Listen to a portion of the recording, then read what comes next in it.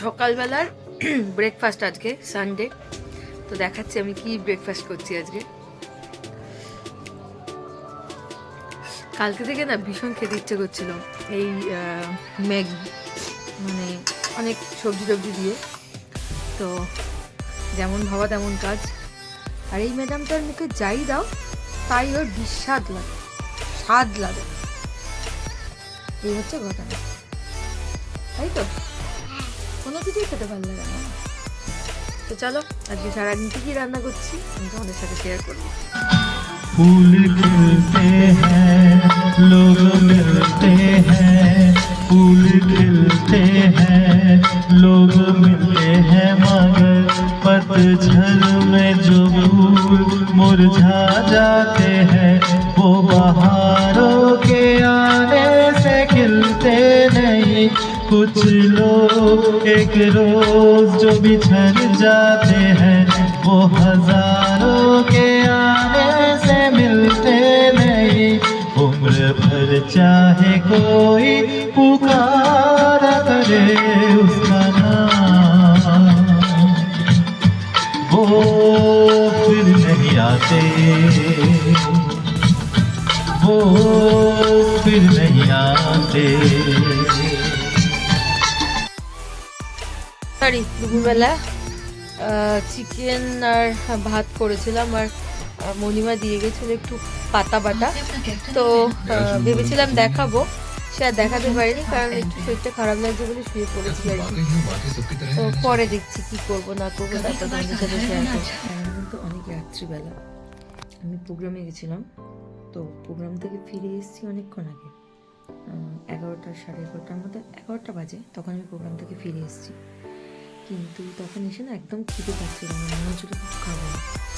তো যেহেতু খাওয়া হয়ে গেছিলো, আমাকে বললো যে তুমি যদি খেয়ে নাও, বললাম না আজকে থেকে আমি রাত্রিবেলা হয়ে গেলে আমি কিছু খাবো না। কিন্তু আজকে প্রোগ্রাম স্পটে আমি কিছু খেতে পারিনি, খুব তাড়াহুড়ো ছিল আবার ছিল না।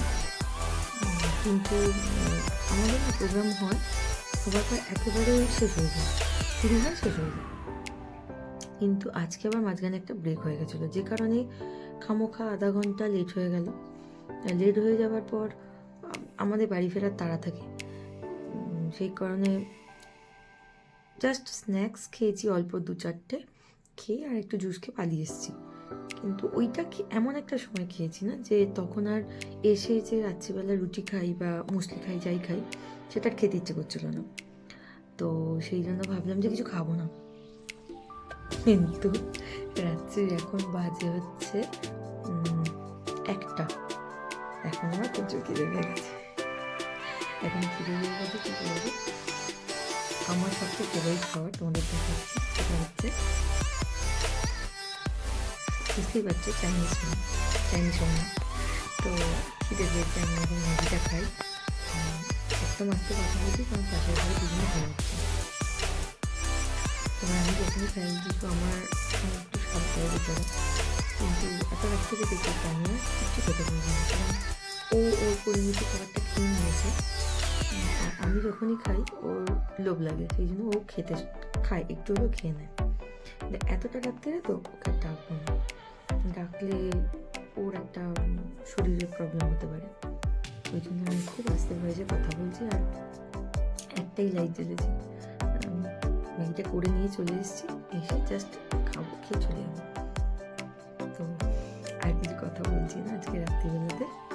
চলো, কালকেও প্রোগ্রাম আছে, কালকে মেয়ের পরীক্ষা আছে, বিশাল ব্যাপার, মানে অনেক কিছু। কালকে পরীক্ষা আছে, সকালে পাঠাতে হবে, তারপরে আমার নিজেরও প্রোগ্রাম আছে। তো কালকে দিনটাও খুব হেক্টিক থাকবে, তাই জন্য ব্লগটা করে যাবে নিচে। আজকে আমরা কথা বলতে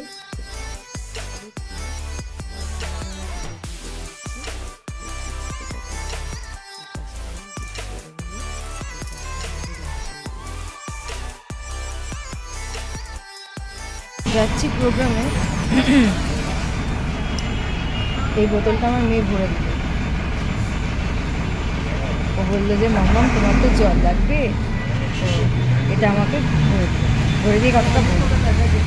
তো বেচারা বাচ্চা মানুষ, ছোট্ট বোতলের ঢাকনাটা একটু কীভাবে লাগিয়েছিল জানি না, জল পড়ে গেছে, আমার জামা ধুতে গেছে।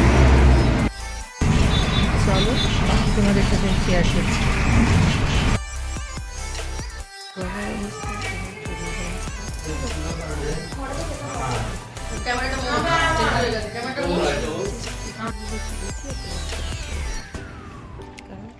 খুব গলার অবস্থা একদম দিচ্ছিল না এটা, মানে আগেরটা সেটা দেখলে সেটার পরে দিকটা বলবো।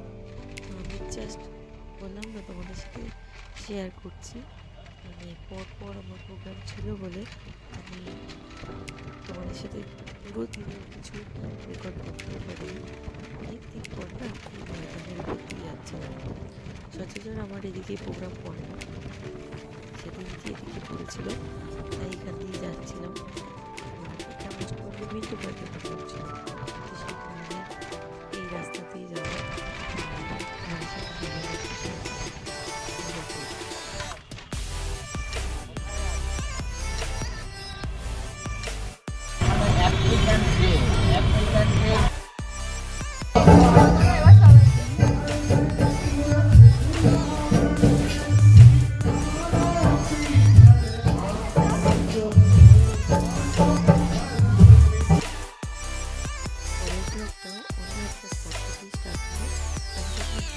কোথায় গেছিলাম, তো পরপর কিছু ব্লগ একসাথে তোমাদের সাথে শেয়ার করছি।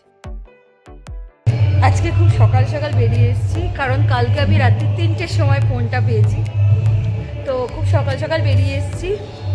আজকে হোলির দিন, তো আমি এসেছি আজকে বিনায়ক মন্দিরে এসেছি। বিনায়ক মন্দিরের ভেতরটা মানে আমাদের যেখানটা দিয়েছে আর কি, ওরা অলরেডি এসে ড্রেস করেছে, তো সেই জন্য। তো এই হচ্ছে বিনায়ক মন্দিরের ভেতরটা, আর বাইরে যেখানে প্রোগ্রাম হচ্ছে আমি দেখাচ্ছি।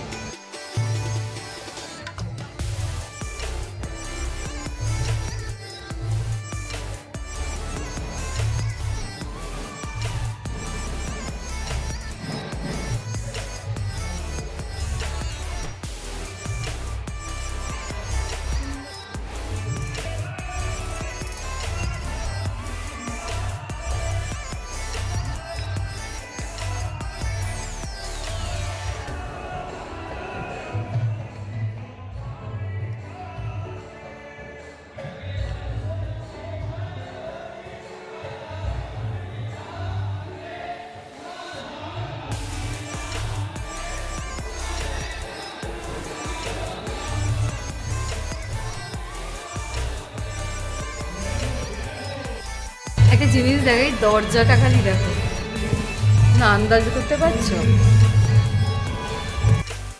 আমি অলরেডি মেকআপ করা স্টার্ট করে দিয়েছি, ওরা নিচে রেডি হচ্ছে, এই মানে নিচে প্রোগ্রাম করছে। আর আমাদের আসলে এখানে প্রোগ্রাম না, আমাদের হচ্ছে শর্ট লেক সেক্টর 3-তে প্রোগ্রাম। তো আমাকে তো টাইম যাতে আমি সবসময় আগে পৌঁছোই, সেই কারণে ও বললো যে আমি ওখানে গিয়ে কেন পৌঁছাবো, ওর থেকে এখানে আসি, ওদের সাথে একসাথে চলে যাবো। আমার আচ্ছা ঠিক আছে তাই করি।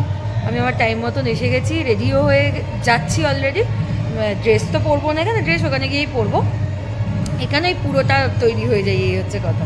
ওখানে গিয়ে অর্নামেন্টসগুলো পরবো আর হচ্ছে ড্রেসটা পরবো, তাহলেই হয়ে যাবে।